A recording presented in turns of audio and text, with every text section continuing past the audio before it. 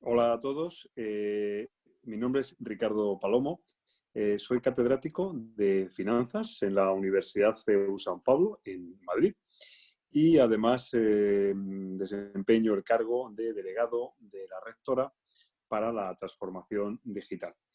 Eh, Quizá por ello me han pedido que de algún modo haga esta sesión en la que en aproximadamente media hora voy a tratar de dar una visión sobre lo que considero que puede estar cambiando las nuevas tecnologías en el modelo educativo y cómo van a influir también las nuevas profesiones.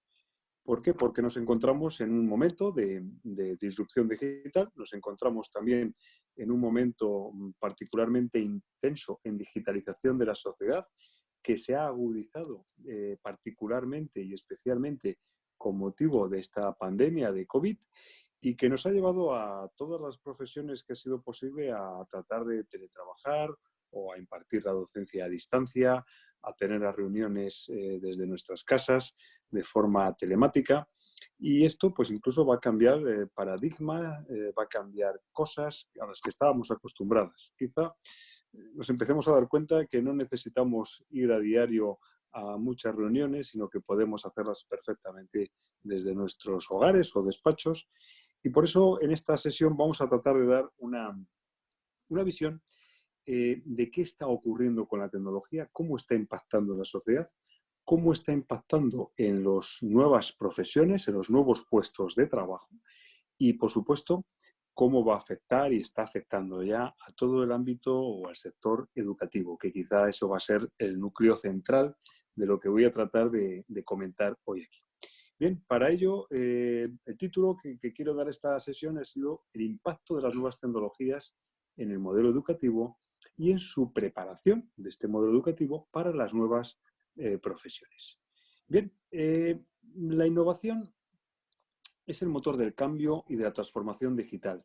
Estamos viviendo en momentos que, como ilustra esta fotografía, lo que nos está ocurriendo es que las cosas van muy rápido, ¿no? Esta fotografía, que es bastante conocida, corresponde a la Quinta Avenida de la ciudad de Nueva York y en la izquierda esa fotografía está tomada en el año 1900. A la derecha, la fotografía indica que es el año 1913. Bien, con una flecha roja muy clara, indica en 1900 el único vehículo de motor que circulaba por esa avenida, mientras que a la derecha se está marcando con una flecha roja, 13 años más tarde, el único vehículo de tracción animal, un carro tirado por caballos, que circulaba por esa avenida. Bien, lo que nos está dando idea a esta imagen es que en solo 13 años se produce una fuerte transformación que cambia el paisaje de esa ciudad, que cambia la forma de movilidad y que además, como podemos imaginar, cambia esas profesiones.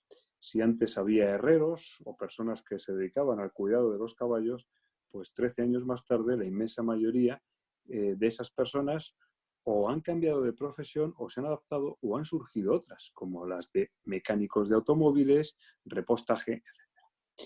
Bien, en este sentido, hay muchas cosas que a veces cambian en cuanto a la forma, pero no en cuanto al fondo, al contenido, ¿no?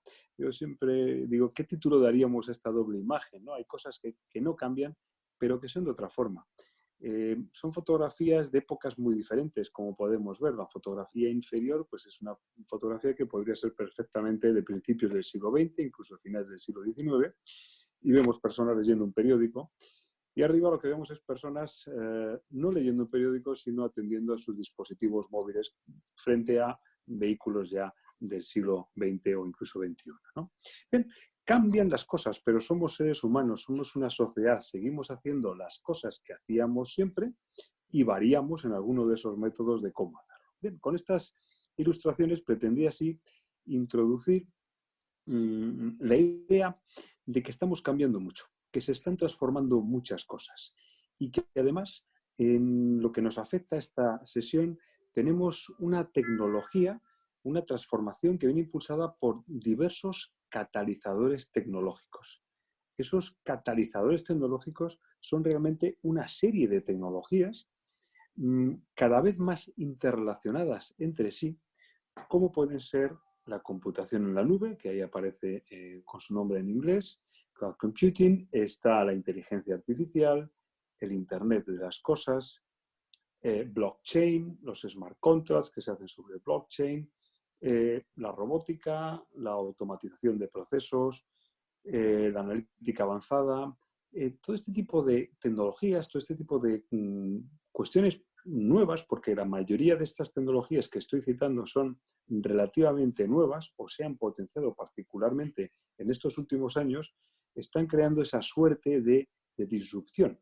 Y además lo que está ocurriendo es que estas tecnologías se están acoplando entre sí, se están acoplando para convivir. Por ejemplo, ahora en la cuestión de la crisis de COVID que estamos padeciendo todos, pues es muy útil combinar Big Data, es decir, los múltiples datos o enormes cantidades de datos que tenemos, por ejemplo, sobre pacientes o sobre usuarios o sobre las personas que están en los domicilios, combinarlas con la inteligencia artificial para procesar todos esos datos.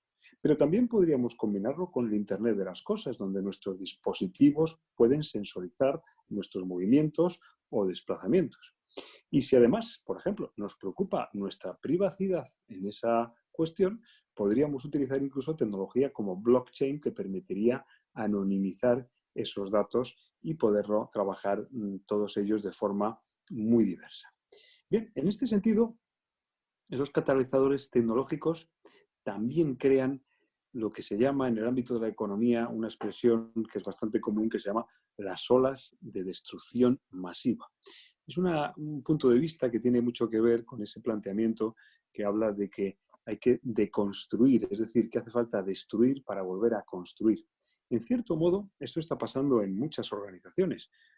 Por ejemplo, en los tiempos actuales, desde hace ya en los últimos años, podemos comprobar cómo entidades financieras, los grandes bancos, se han ido reinventando, se han ido adaptando a esas nuevas tecnologías, cómo a veces es muy difícil en organizaciones grandes hacer estos cambios y necesitan repensarse e incluso a veces redestruirse o refundarse en algunas áreas para poder ser innovadores, creativos y para no tratar simplemente de adaptar lo que ya teníamos.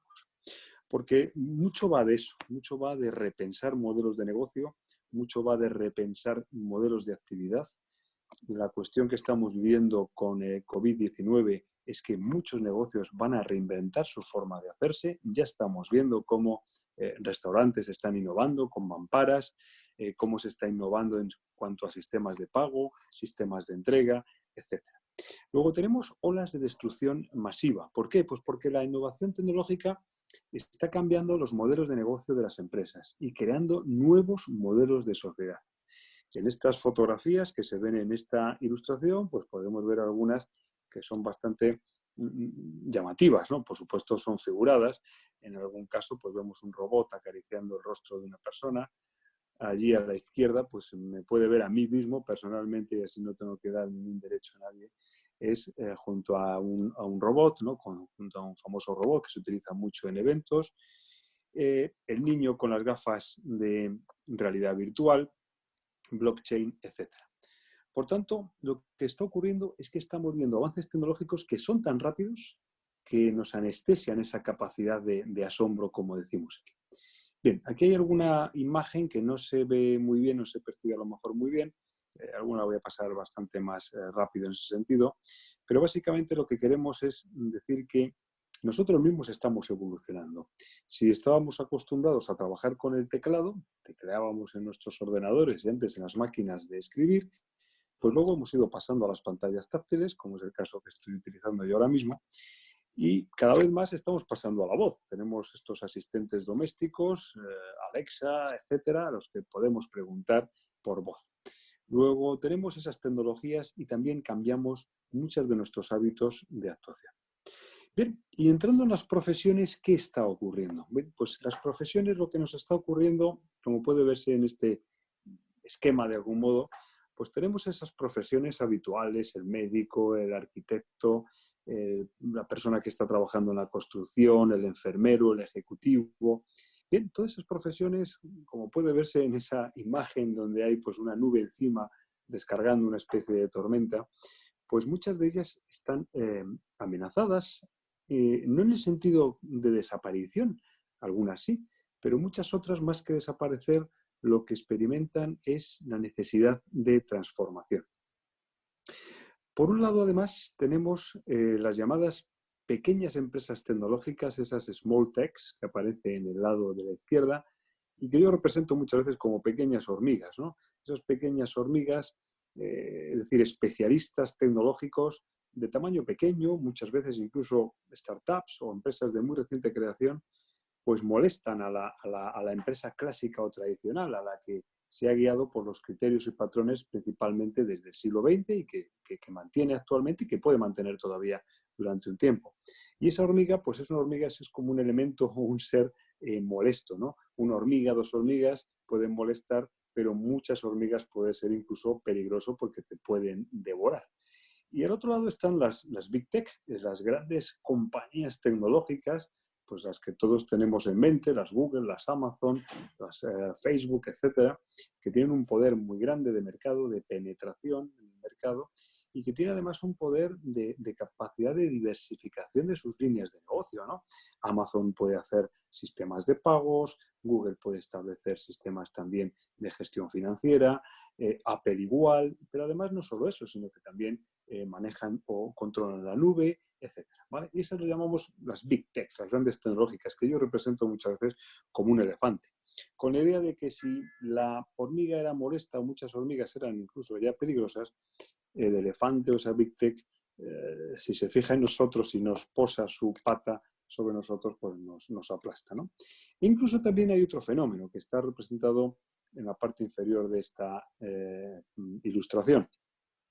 Antes hablábamos siempre, o nos hemos acostumbrado a hablar de que el pez grande se come al pez pequeño, ¿no? Es un dicho habitual y muy coloquial, ¿no? Pues probablemente ese dicho ahora en el mundo empresarial, en el mundo de las actividades, de los oficios, ahora es el pez rápido el que se come al pez lento. Es decir, la rapidez, la velocidad de los cambios, la capacidad de adaptación al entorno pueden hacer mucho contra ese pez más lento que tarda más en adaptarse. También, con ocasión de la pandemia de COVID-19, se está viendo cómo hay muchas empresas que están sabiendo adaptarse muy rápidamente y otras que les está costando bastante más y que les puede llevar a una situación de pérdida de competitividad. Bien, por ejemplo, yo creo que el mundo de la educación, el mundo de la enseñanza, en general, se ha adaptado muy rápido. Hemos hecho, yo diría, milagros inauditos, que universidades como la que represento, la Universidad CEU San Pablo, pueda pasar de ser una universidad clásica presencial con estudiantes en las aulas físicamente, donde damos la clase, a en 48 horas todo eso poder desmantelarlo y poder hacer una formación online a distancia atendiendo a los alumnos no solo en España y en cualquiera de sus territorios, sino también en el extranjero, donde tenemos alumnos en todos los usos horarios, porque tenemos muchos alumnos extranjeros. Bien, poder atender a esos alumnos, poder hacer que sigan las clases, poder examinarles ahora, que es el nuevo reto donde entramos con los sistemas de vigilancia remota, todo eso es una forma de adaptación, digamos, rápida a un entorno que ha cambiado súbitamente. Bien, si miramos esto de las profesiones, pues claro, es que hay profesiones que van desapareciendo, se van extinguiendo. Así ha sido permanentemente a lo largo de la humanidad. Algunas se han transformado. Podemos ver en esta ilustración, por ejemplo, en la parte de arriba de la izquierda, es una escena de una famosa película de los años 50 y tantos, donde se puede ver a dos conocidos actores, un actor y una actriz, que están dentro de un ascensor. El trabajo de esa actriz es ser la ascensorista, es decir, la persona que pulsaba el botón para que no lo hiciesen los usuarios del ascensor. Desde luego, ese trabajo prácticamente podemos decir que yo creo que ha desaparecido mundialmente, ¿no? Y es que hace años antes de esa, o 50 años antes de esa imagen, no existía el ascensor. Se crea el ascensor, se desarrollan una serie de empleos relacionados con ser ascensorista, se mantiene durante un tiempo ese empleo, pero con el tiempo ese empleo es prescindible y desaparece.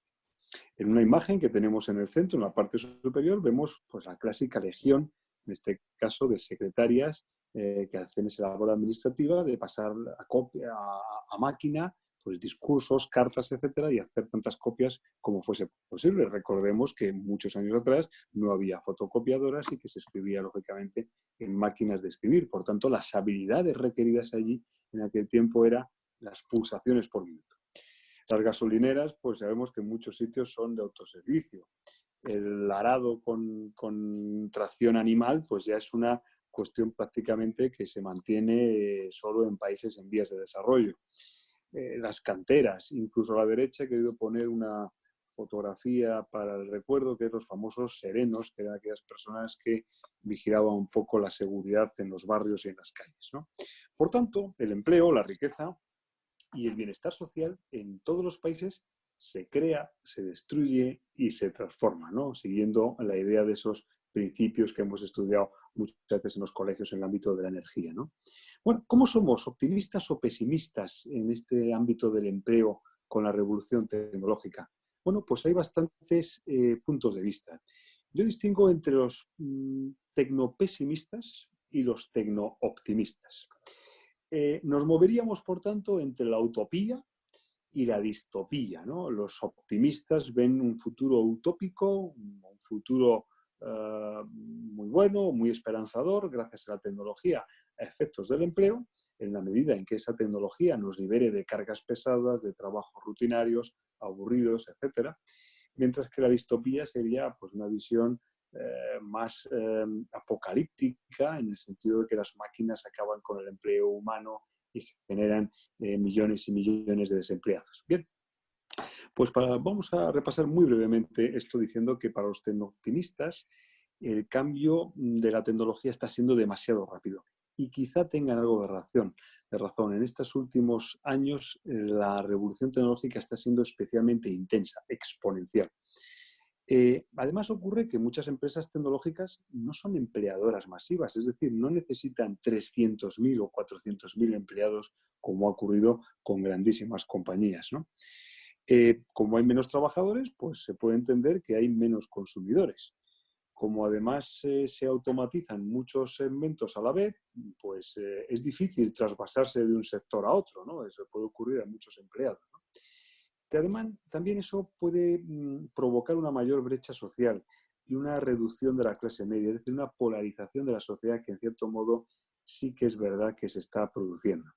Dicen incluso que las fábricas del futuro podrían ser un hombre y un perro, ¿eh? Es decir, el perro para evitar que el hombre, para dar de comer al perro, y el perro para evitar que el hombre toque las máquinas, ¿no?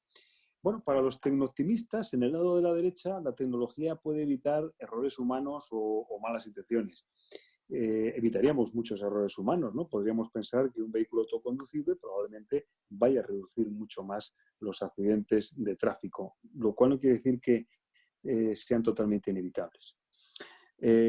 Ahora mismo tenemos la mitad de los habitantes en extrema pobreza que hace 30 años, con lo cual quiere decir que la tecnología ha podido ayudar. También podremos trabajar menos horas, o incluso, dicen algunos, quizá ya muy utópicos, que no trabajaríamos, lo harían las máquinas. Hace ya bastantes años, cuando empezaron a desarrollarse la tecnología, sobre todo textil, en el Reino Unido, cuando empezaba a finales del siglo XIX, se creó un movimiento que se llamó de los luditas, ¿no? Este movimiento lo que hacía es que destruía las fábricas, destruía las máquinas, porque ellos decían que destruía empleo. Y al final, pues no ocurrió aquello, porque la automatización de la producción textil lo que hizo es que abarató los precios, pero también estimuló la demanda, es decir, más gente compraba más ropa, se cambiaba más de ropa, se producía mucho más y llegaba a muchos más sitios. Es decir, se aumentó la producción, con lo cual pues también aumentaron los empleos. La tecnología dicen que crea más empleos de los que destruye y en cierto modo puede corroborarse esto porque las economías más desarrolladas del mundo, que son además las que tienen más innovación tecnológica, son las que menores tasas de desempleo tienen. Y bueno, también hay que computar los empleos indirectos, porque más de uno podríamos decir, bueno, pues es que Apple tiene X trabajadores, sí, pero ¿cuántas personas trabajan para Apple indirectamente desarrollando aplicaciones que realizan pues desde su casa y que suben a su plataforma, ¿no? Bueno, por tanto, incluso lo más utópico sería pensar que podríamos alcanzar el pleno desempleo. Bueno, en medio dejo esas posibilidades de qué va a ocurrir entre lo pesimista y lo optimista. Bueno, pues dicen, y comentaré más tarde también, que sobrevivirán los trabajos difíciles de explicar, que desaparecerán algunos trabajos y que la mayoría se van a transformar, que los empleos que requieran más habilidades y mejor formación pues se van a mantener más tiempo. Por tanto, esos empleados se podrán adaptar mejor, si tienen más habilidades y están mejor formados. Y que, bueno, pues este quizá también tenga bastante razón, que el futuro se puede ver con gran esperanza, pero la transición puede ser relativamente cruel en algunos sectores. Por eso es importante hacer una formación interdisciplinar. Bien, algunos datos que voy a saltar, pues viene a decir, pues como los estudios de Frey y Osborne en 2013, pues que indican que el 47% de los empleos serán reemplazados por tecnologías en Estados Unidos antes de 2028-2030. Esto se hizo un estudio importante con algoritmos sobre 702 tipos de ocupaciones. Quizá el estudio es muy apocalíptico. Ha habido estudios posteriores que lo han rebajado al 30%, incluso a menos, pero hay otros que también están en esa línea. Será difícil apreciar cómo va a funcionar todo ello, ¿no? Bueno, ¿cómo va a afectar la transformación digital a las profesiones? Bien, pues aquí, bueno, no han salido algunas de las imágenes, pero vamos a tratar de contarlo. Bueno, en las profesiones lo que nos va a afectar, aquí tenemos una imagen en la que vemos pues, una persona trabajando junto a ese robot. Bien, pues lo que va a afectar a las profesiones es que se van a volver la necesidad de estar formándose, como indicaba anteriormente, la necesidad de que sean más interdisciplinares, el hecho de que se mantendrán esas profesiones que son, o puestos de trabajo que son, como digo yo, difíciles de explicar. Es decir, si yo a alguien le puedo explicar muy bien y le puedo contar qué hago exactamente y esa persona lo puede entender, es altamente probable que esa actividad mía pueda ser enrutinada de algún modo, programada, y que por tanto lo pueda desempeñar en un momento dado, más cercano o más lejano en el tiempo, un sistema algorítmico, una máquina, un robot o un software, ¿no? Bien, ¿cómo va a afectar la transformación digital, por tanto, a las profesiones? Bueno, pues algunos trabajos van a desaparecer, otros se transformarán. El futuro, como hemos dicho, puede ser cruel a corto plazo y nos va a requerir una serie de habilidades blandas y tecnológicas. Yo creo que aquí es donde entran esas cualidades del ser humano que más nos pueden afectar, ¿no? Vamos a ver, una máquina es muy difícil que sea creativa, o por lo menos deben pasar bastantes años para que lleguemos a esa situación. Lo mismo ocurre con la originalidad. De acuerdo que estamos escuchando, y es verdad, que hay máquinas que pintan cuadros, hay máquinas que escriben artículos para prensa, e incluso artículos científicos. Pero la capacidad de originalidad que tiene el ser humano, que precisamente es ser humano porque lleva millones de años evolucionando y adaptándose a un entorno muy cambiante, pues es difícil que en un corto o medio plazo, y desde luego en nuestras generaciones, creo que no lo vamos a ver. Habrá áreas específicas donde a lo mejor esas máquinas pueden tener cierta originalidad y cierta creatividad, o nos puedan sorprender con relaciones entre elementos que quizá escapan al ojo humano o al intelecto humano. Tampoco va a tener una máquina esa inteligencia social o emocional, ¿no? De hecho, si estamos echando algo en falta en estos meses de alejamiento, de distanciamiento, es que podemos tener una reunión online con Zoom, con cualquiera de estas compañías, con Teams, con Blackboard, etcétera. E incluso yo mismo. En estos momentos yo estoy impartiendo una sesión y, claro, estoy mirando a una pantalla y me encuentro en mi casa. No veo ese público. La emocionalidad que produce pues, a las personas que damos conferencias o que interactuamos con el público, estar delante de personas reales y cerca de ellas, precisamente nos hace ser mucho más creativos, mucho más empáticos, mucho más expresivos. Ahora todos aquellos que me estén viendo pueden ver mis manos, pueden fijarse lo que hay detrás de mí en la imagen, pueden verme a mí hasta el cuello y poco más, pero no pueden ver mis hábitos gesturales o cómo me muevo por la sala o cómo reacciono y elevo los brazos o cómo hago ese comportamiento gestual que a veces ayuda mucho a transmitir un mensaje, una idea o a enfatizar una cuestión. También el ser humano tenemos algo que es importante, que debemos que hacer valer, nuestra capacidad de razonamiento crítico. El razonamiento crítico lo adquirimos por nuestro aprendizaje en la vida desde que somos pequeños, ¿no? Vamos aprendiendo, vamos adquiriendo conocimientos, vamos adquiriendo experiencia y eso nos hace tener nuestro criterio, nuestro razonamiento, nuestro punto de vista, pudiendo ser correcto o incorrecto, pero son opiniones. También estamos orientados a resolver problemas. Yo creo que más que nunca estamos comprobando cómo tenemos un problema y la humanidad busca resolución a esos problemas. ¿Cómo lo busca? Lo busca haciendo investigación científica, lo busca innovando en sistemas de prevención, lo busca a veces incluso con cosas curiosas, con remedios caseros, con mascarillas que creamos en casa, por ejemplo, ¿no? Con sistemas de desinfección, es decir, utilizamos nuestro ingenio para resolucionar esos problemas. Y además luego tratamos mucho, o la cuestión que nos interesa mucho es el llamado trato interpersonal, el trabajo en equipo, esas cosas que la cercanía social también nos lo favorece considerablemente, porque somos seres sociales por definición, somos mamíferos. Bien, ¿cómo nos va a afectar? Entramos en la última parte ya de esta grabación. ¿Cómo va a afectar a la educación? Bueno, pues lo que pensamos es que la educación va a ocurrir lo siguiente. Hay una lista aquí de cosas que voy a comentar de una forma ligera. Que lo importante es aprender, que lo importante es el aprendizaje y no la enseñanza. Es decir, nos debemos orientar a que el estudiante aprenda. Y aprenda muchas veces con actividades mucho más prácticas y más directas. Incluso actualmente se están ensayando ya, se están trabajando con sistemas, por ejemplo, de realidad virtual y realidad aumentada que facilitan muchísimo ese aprendizaje. Los docentes vamos a tener que ser cada vez más motivadores, consejeros, actuar como terapeutas, es decir, se nos va a reclamar más en nuestra función como personas. Va a ser menos trascendente o importante ser exclusivamente una fuente de conocimiento. Ser solo una fuente de conocimiento ya es poco, porque realmente las fuentes de conocimiento ya no somos nosotros, son todos los medios y toda la información que tenemos universalmente accesible. Por tanto, lo nuestro va a tener que ser motivar para ese aprendizaje, aconsejar en ese camino del aprendizaje.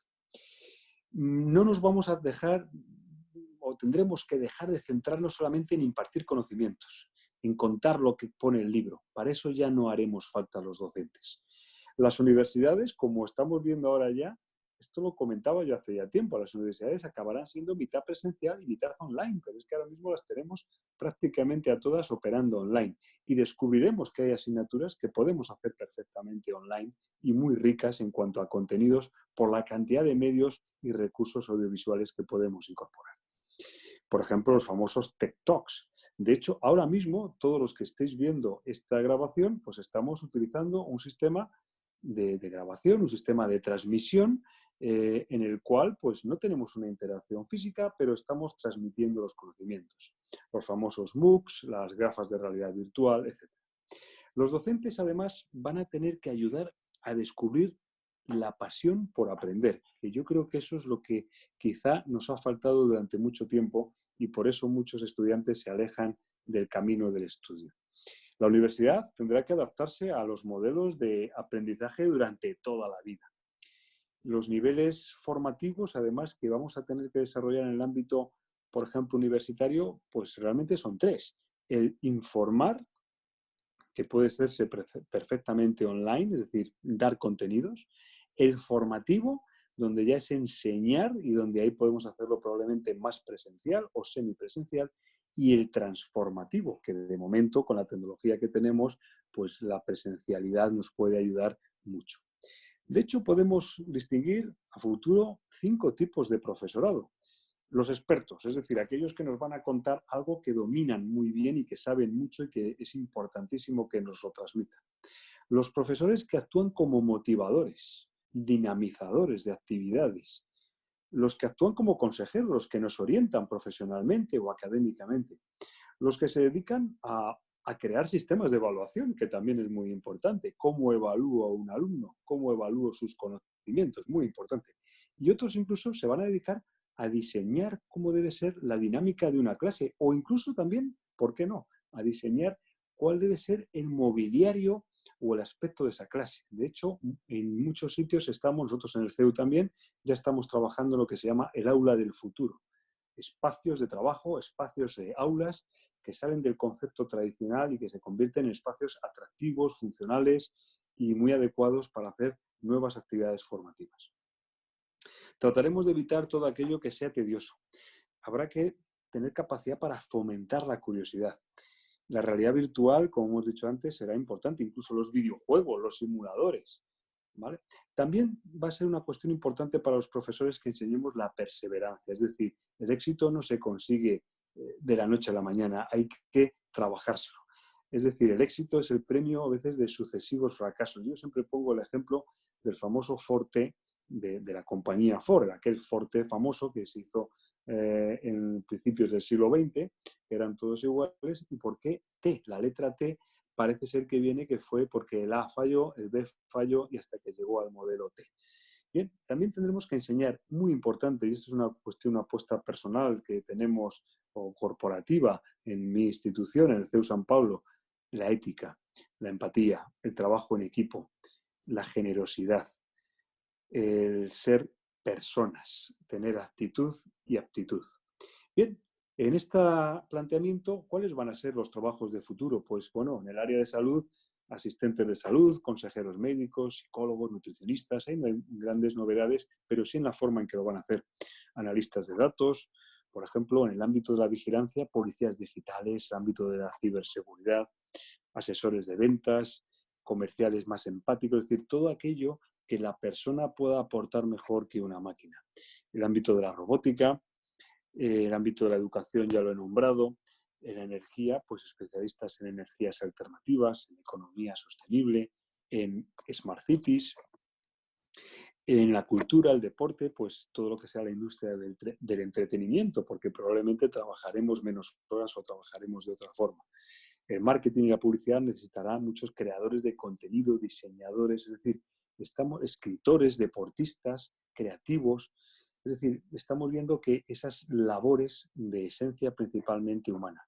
Y también, por supuesto, en el área espiritual, consejeros, guías espirituales, formadores en ética y valores religiosos, etc. Bueno, ¿cuáles van a ser entonces los trabajos del futuro? Pues en esa línea se van a destruir empleos, muchos incluso antes de que puedan ser reemplazados. Hemos dicho los horizontes serán pesimistas a corto, optimistas a largo plazo. Es cierto que son tiempos de incertidumbre e inseguridad por la rápida obsolescencia de algunos puestos de trabajo. Y lo que yo sí que quiero llamar la atención para las diferentes personas que nos estén escuchando, las nuevas generaciones, los jóvenes de ahora, van a afrontar retos muy diferentes a los que hemos afrontado las generaciones anteriores. Ahora los retos del futuro para los jóvenes van a ser el cambio climático, la sostenibilidad, la paz global, la vida fuera del planeta también. Mientras que para generaciones anteriores, o si nos remontamos al pasado, pues fue explorar continentes, abrir canales, tender vías ferroviarias, y si nos remontamos mucho más atrás, pues era simplemente sobrevivir al frío o encontrar alimento. Es decir, cada generación se van encontrando retos diferentes. Y llego así, por tanto, ya a las cuestiones finales para terminar esta sesión. Bueno, yo pregunto, en el ámbito educativo, yo digo muchas veces a mis estudiantes, digo, ¿cuántas páginas vais a escribir a mano después de la universidad? Probablemente pocas. Escribimos cartas a mano, creo que ya no escribimos prácticamente ninguno, y si se hace es por algún motivo casi sentimental. Tomamos apuntes a mano en la universidad, o vemos estudiantes que toman apuntes, pero van a seguir escribiendo esa cantidad de letras y de folios a mano en el futuro? Probablemente no, porque van a teclearlo, van a dictárselo incluso a una máquina.